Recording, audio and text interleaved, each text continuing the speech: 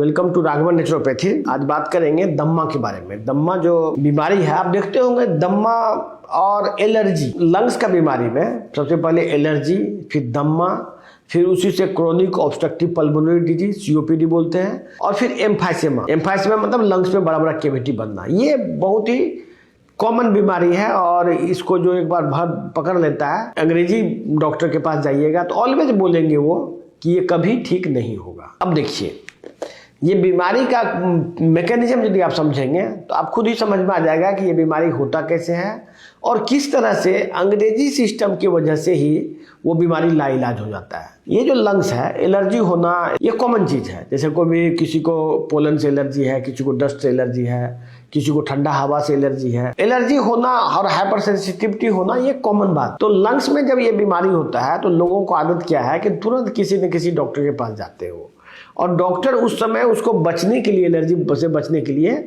Steroid का inhalation देते हैं किसी फॉर्म में। या तो रोटाहेलर के फॉर्म में होता है या तो इनहेलर के फॉर्म में होता है। तो ये स्टेरॉइड जो है वो टेम्पोरली रिलीफ देता है। स्टेरॉइड का प्रॉपर्टी है कि वो जहां भी जाता है वहां के प्रोटीन को डिसॉल्व करके शुगर में कन्वर्ट करता है, और उस जगह में थोड़ा सा, इस वजह से आदमी अपने सिम्टम्स को भूल जाता है। ये मैकेनिज्म बनाया गया है, ये शरीर का प्रोटेक्टिव मैकेनिज्म है।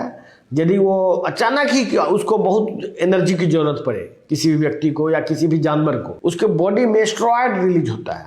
उस स्टेरॉइड के रिस्पॉन्स में वो दौड़ता है।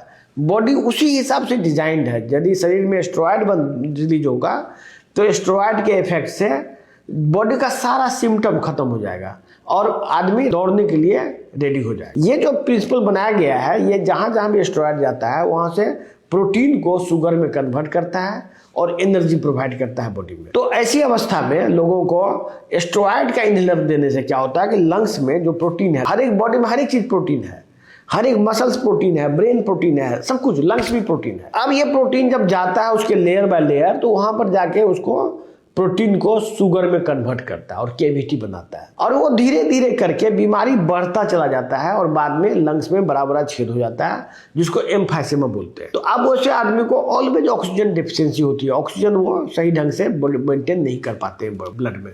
तो ये बीमारी है। अब लोग इसका परमानेंट इलाज कराए कि जो भी इलाज कराए, ये इलाज किसी भी तरह से साइंटिफिक नहीं कहा जा सकता।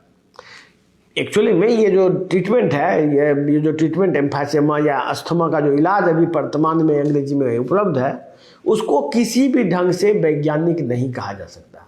ये टोटली बकवास ट्रीटमेंट है।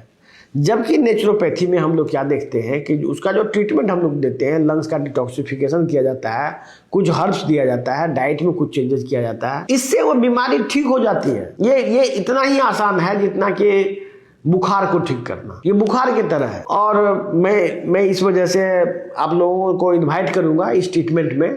यदि किसी भी व्यक्ति को ये बीमारी है, दम्मा से रिलेटेड कोई बीमारी है, तो आप दिए गए नंबर पर कॉल कीजिए, हमारे एक्सपर्ट आपसे बात करेंगे। हम लोग बीमारी को खत्म करने के लिए निकले हैं और हमारे संस्था का उद्देश्य है कि हर एक व्यक्ति भारत में स्वस्थ हो। धन्यवाद।